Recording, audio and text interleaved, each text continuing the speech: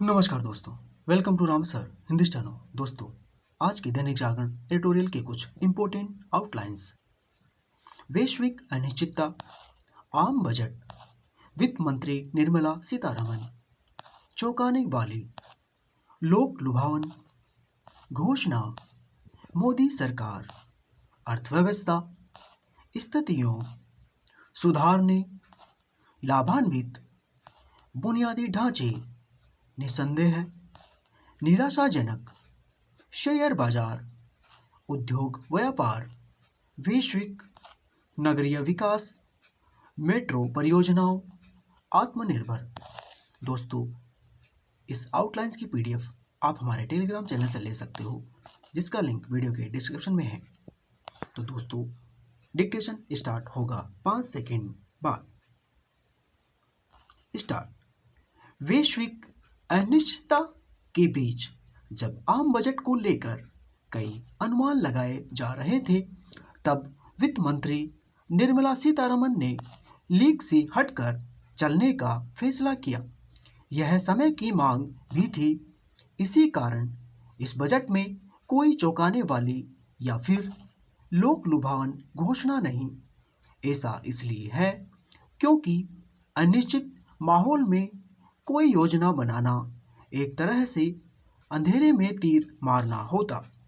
मोदी सरकार ने बजट के जरिए अर्थव्यवस्था को सुदृढ़ करने और उसे स्थिरता प्रदान करने वाले फैसले लिए हैं।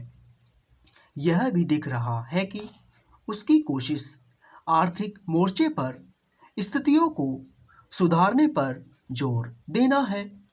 इसी कारण यदि आम या खास आदमी इस बजट में सीधे तौर पर खुद को लाभान्वित होता हुआ नहीं दिख रहा है, तो आश्चर्य नहीं।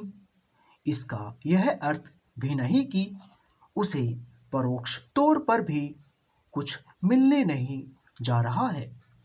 बुनियादी ढांचे के निर्माण से लेकर सामाजिक विकास की अनेक योजनाओं के माध्यम से सभी वर्गों को राहत या सुविधाएं देने की कोशिश की गई है। निसंदेह बजट पर शेयर बाजार ने निराशाजनक प्रतिक्रिया दी, लेकिन यह पहली बार नहीं जब शेयर बाजार को बजट रास नहीं आया हो। चूंकि यह बजट पारंपरिक नहीं है, इसलिए उसकी व्याख्या भी नए तरीके से की जानी चाहिए।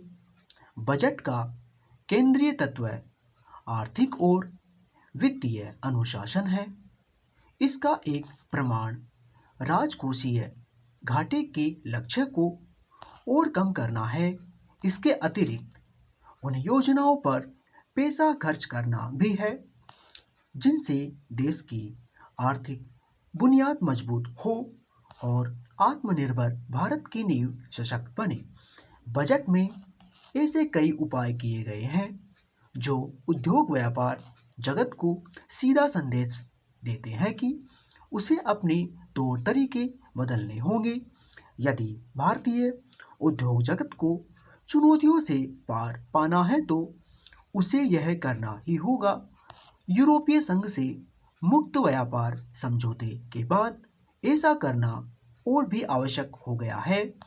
इसकी अनदेखी नहीं की जाए कि हमारा उद्योग जगत वैश्विक प्रतिस्पर्धा का सामना करने के लिए तैयार नहीं। कहना कठिन है कि इस बजट की घोषणाएं उसे इसके लिए प्रेरित कर सकेगी या नहीं। जो भी हो, यह अच्छा है कि सरकार ने बजट में सूक्ष्म, लघु एवं मध्यम श्रेणी के उद्योगों को सक्षम बनाने के लिए अनेक कदम उठाए हैं। ये कदम यही बता रहे हैं कि जो काम छोटे और मझोले कारोबारियों को करना चाहिए, उसमें सरकार हाथ बटाने के लिए आगे आ रही है। यदि इसके बाद भी एमएसएमई क्षेत्र सक्षम नहीं बनता, तो यह निराशाजनक ही होगा। वास्तव में छोटे बड़े सभी कारोबारियों को अपने हिस्से की जिम्मेदारी समझनी होगी। इसी तरह नौकरशाही को भी अपने रंग ढंग बदलने होंगे। यदि ऐसा नहीं किया जाता तो 5 लाख से अधिक आबादी वाले शहरों में बुनियादी ढांचे के विकास और ऐसी ही अन्य बड़ी योजनाओं का यही हश्र होगा जो स्मार्ट सिटी योजना का हुआ। यह समझना होगा कि शहरों का विकास करने की जिम्मेदारी मूलतः राज्यों और नगर निकायों की है। केंद्र सरकार कुछ नियम कानून अवश्य बना सकती है जिनसे राज्य सरकारें और नगरीय विकास की एजेंसियां अपना काम उसी तरह करें जैसे मेट्रो परियोजनाओं को क्रियान्वित करने के मामले में किया जा रहा है।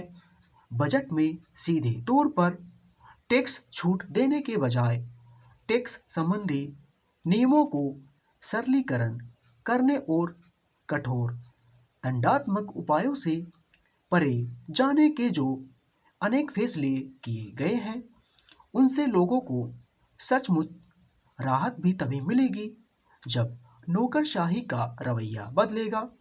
इस बजट में बुनियादी ढांचे को बेहतर बनाने, उसका विस्तार करने, कृषि क्षेत्र की हालत सुधारने और रेयर अर्थ मिनरल्स में आत्मनिर्भर बनने के अतिरिक्त कई घोषणाएं ऐसी हैं जिनका लाभ मिलने में समय मिलेगा, लेकिन कम से कम यह तो सुनिश्चित ही किया जाए कि उन पर अमल सही तरह और समय पर हो।